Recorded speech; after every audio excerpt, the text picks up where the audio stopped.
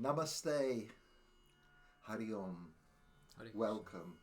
I am Mathura Das, and I have great pleasure in introducing this evening chapter 3 in the Bhagavad Gita a series that we're going through with Madan Mohanji here, and who spent quite a few years translating the Bhagavad Gita into poetic, heroic couplets in English, which is kind of quite unique. It's never been done before, and also he has a very good grasp of the Sanskrit, which we love to hear. So Madan is going to start with chapter 3, and we, at the end of chapter 2, we discussed at the end of it how Arjuna was a bit slightly confused. There were some ambiguities, and so chapter 3 is going to be Arjuna addressing Krishna, and Krishna is going to relieve Arjuna of his slight confusion. And so I will join the audience with the rest of you, and Hari Om. Thank you. Hare Krishna. Well, with the grace of Sri Hari Guru and Vaishnavas, Chapter 3, Karma Yoga. Right? So as Mathura just pointed out, it starts off with the questions of Arjuna. If you remember in Chapter 2, Krishna at one point suggested action, and he kept saying, get up, fight, do your duty, etc. And then later on, he was encouraging Arjuna and glorifying the practice of meditation and introspection. So chapter 3 begins with Arjuna's inquiry as to the seeming contradictory advice that he's been given. So I'll chant the two shlokas of Arjuna's question. Arjuna uvacha Jayasi chet karmanaste matta buddhir janardana Tatking karmani ghore mam niyojayasi keshava Vyami sreneva vakyena buddhi mohayasi vame Tad ekam vadanistitya yena sreyo hamapnuyam Yena shreyo hamapnuyam. Arjuna said, if, O Janardan, your opinion be that thus the contemplative faculty does efficacy of actions exceed, why then enjoin on me this horrid deed? The ambiguous statements you have made seems to have left my intellect dismayed. Tell me one thing and definite, whereby I may attain the blessed state. Sri Bhagavan Uvacha, Krishna answers, Lokesmin vividha nishta pura prokta mayanagha Jnana yogena sankhyanam karma yogena yoginam na karmananyarabhyan naiskarmyam purushosnute na cha sanyasanadeva siddhi samadigacchati nahi kastit karmam api jatu tisyantya karma krat Karyate hyavasa karma sarva prakriti jairgunai Karmendriyani samyamya ya aste manasa smaran Indriyarthan vimudhatma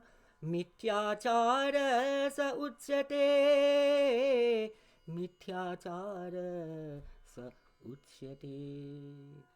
The Blessed Lord said, here in this world, conviction is twofold, as I, my sinless one, have erst extolled.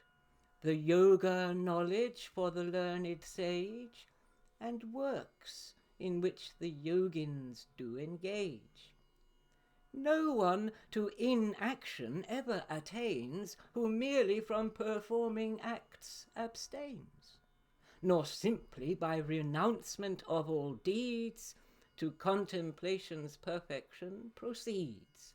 For verily no creature e'er can be inactive even momentarily, since the nature-born qualities compel all souls to act even against their will. For whoso seeks the senses to control while brooding on sense objects is a fool.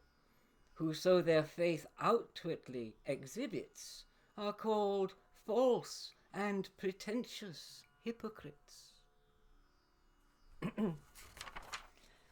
Yastvindriyani manasa niyamya rapaterjuna karmendriyai karma yogam asakta savishishyate.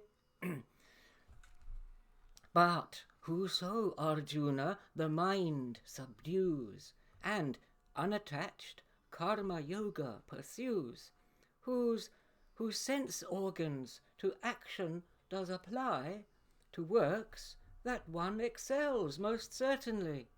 Niyatam kura karmatvam karmadyayo hyakarmana sharira yatra pichate prasiddhida karmanaha. In acts engage, for action is by far to inactivity superior. If you from all activity refrain, you cannot even your body maintain. Yagyarthat karmano nyatra lokoyam karma bandhanaha tad artha karma kaunteya mukta sangaha samachara. The whole world is bound by activities, accepting those performed for sacrifice.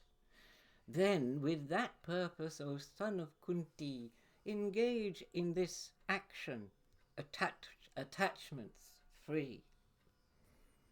Sahayagya prajasristva purovacha prajapatihi anena pravishatyan esha vo stvista kama duk. So this is interesting.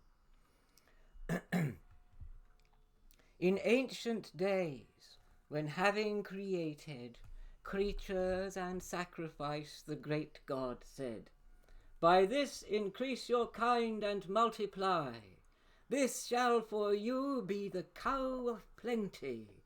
Ye shall with these rites the gods entertain, and they in turn shall benefits maintain. By mutual regard and pious care, ye shall attain the ultimate welfare. The gods worshipped with sacrificial rites shall bestow upon you your fond delights." He is a thief who of their gifts partakes, who no offering of sacrifice makes. The good subsist on sacred offering, and thereby are released from taint of sin. But sinners who eat only for the sake of self-indulgence of mere sin partake. From food all beings are produced, and then the food itself is produced from the rain. Rain comes by sacrificial offerings, and rites of sacrifice from action springs. Know that from Brahman arises all deeds. Brahman from the immutable proceeds. Therefore the all-pervading Brahman stays, established in acts of sacrifice always. The wheel of life in motion set revolves. Who acts in contravention thus involves his life in sin, pleasures eager to gain, O Prita's son, and lives his life in vain. But who in the self alone is gratified, who with the self alone is satisfied, who is content with pleasures that ensue from self alone, he has nothing here to do. That one from duty has nothing to gain or lose if he should from duty abstain, nor does he on any creature depend whatever to achieve his purposed end. Therefore, attachments free always perform acts with which your prescribed duties conform. For verily, those who in acts engage without attachment reach the highest stage. Of old, Janak and other princes great by work alone attained the perfect state, considering the public benefit. You should also yourself to works commit. Now this is a famous verse. Yad yad acharati. Where is it? I've missed some verses. Interestingly enough, this one, yad yad acharati shreshtas tattariri tarojana sayat pramanam kurute lokas tat anuvartate. This also is recited, the same verse is recited in the episode of Ajamil in the Bhagavatam. Okay. Saying exactly the same verse. So anyway, it's a famous verse, and it says, the pious conduct by the great pursued is emulated by the multitude, and princes by their good example show the way by which the common people go. O Partha, there is nothing to be gained by me, nor anything yet unattained in all the worlds, yet I myself conform to convention, and my duty perform. Moreover, Partha, if I cease to be vigilantly engaged in my duty, mankind would be by me led quite astray, since men follow my path in every way. If I act not, nor heed stern duty's call, these worlds would into utter ruin fall. The castes would be commingled and alloyed, and I the cause of beings thus destroyed. Even as the unlearned work pursue, bound by fond hopes of pleasures to ensue, so too, Bharat, the wise, with pious care, detached, act only for the world's welfare. The wise should not the ignorant confound, who work with fond attachment firmly bound. Nay, rather he should them to work encourage, by good example, and in works engage. I'll carry on. Yeah, of course. So now he's going to say more. Nature, through her three attributes, effects diverse activities in all respects, but this the self-deluded little heeds, and thinks, I am the author of my deeds. But those acquainted with reality perceive the function of the gunas three, and their divisions. Thus, O mighty armed, since gunas interact, they are not bound. But those whom nature's attributes confound act by the influence of gunas bound. Those who are wise, in knowledge consummate, should not the dull and foolish agitate. With all your actions unto me resigned, on the self concentrating in your mind, becoming free from hopes and ego sense, your fever cured, then let battle commence. Those of mankind who practice constantly this doctrinal opinion taught by me, without envy, who faithfully receive, they too release from action's bonds achieve. But as for those who my teaching despise, who follows not, but only criticize, know them deluded, and to wisdom blind, who ruin thus the faculty of mind. Even the man of wisdom, though he tries to curb the senses, with nature complies. All beings their own nature thus pursue, what can, therefore, restraint of senses do? As far as sense and sense objects relate, inherent in them are both love and hate. Let none therefore be subject to their sway. These are the impediments on the way.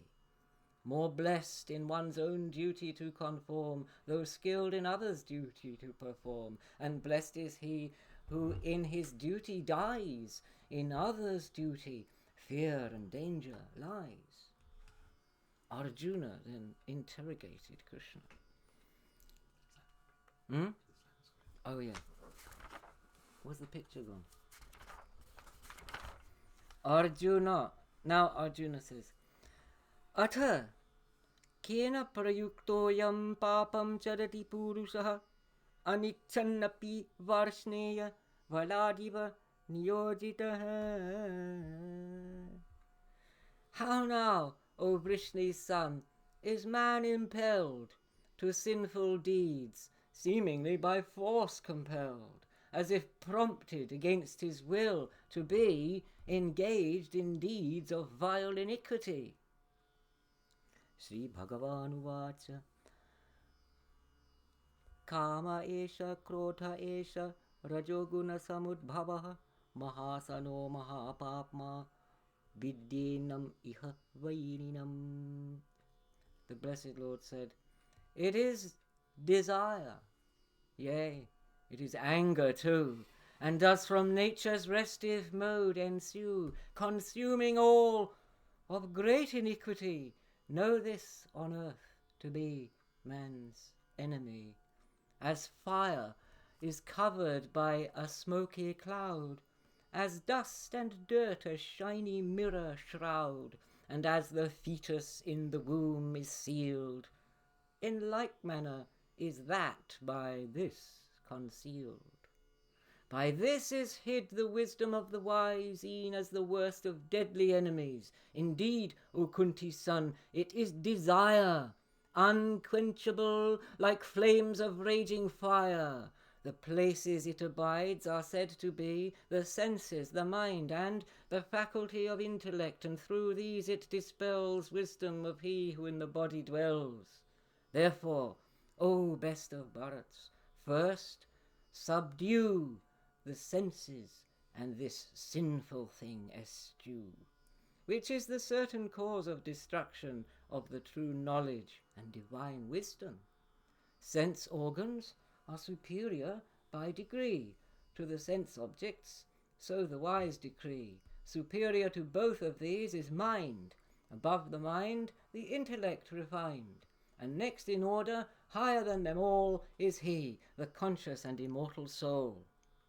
Thus, knowing him highest in dignity, let the self in the self established be, and thus, O mighty armed, conquest pursue of desire, the foe so hard to subdue.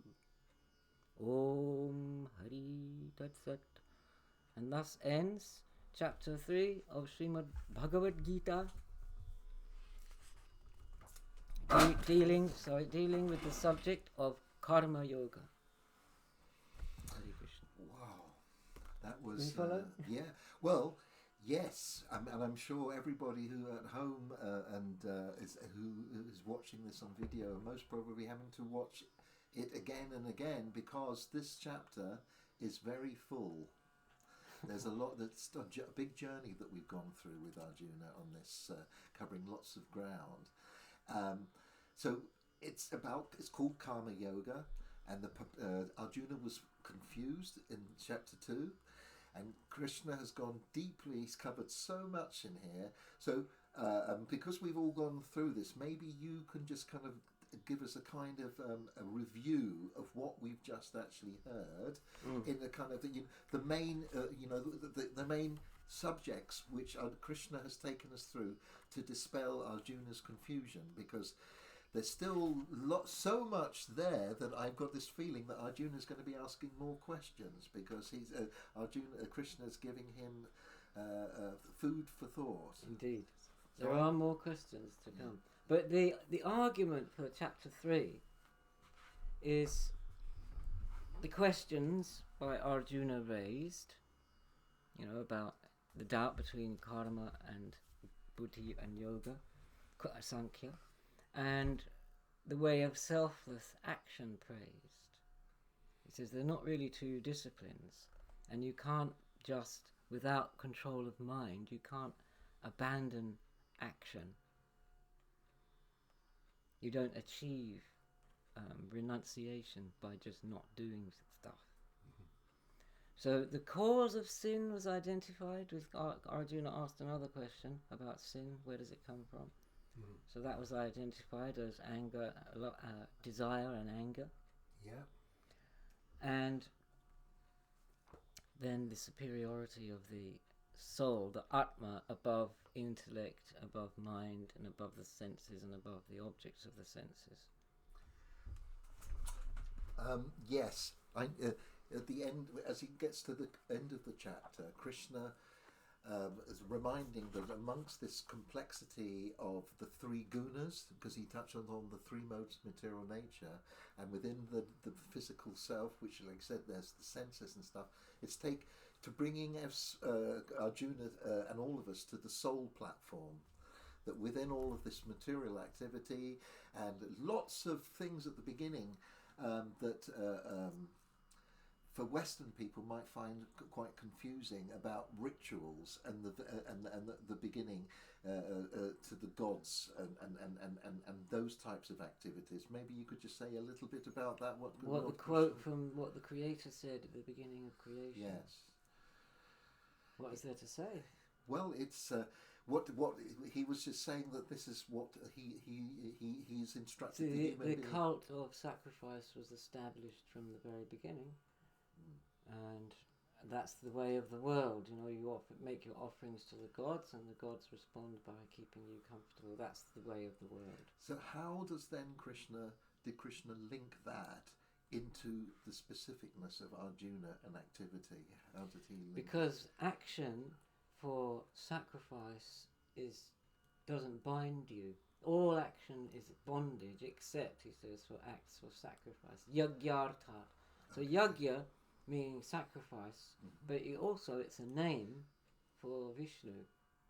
In the Varaha form, it's called Yagya. Yeah.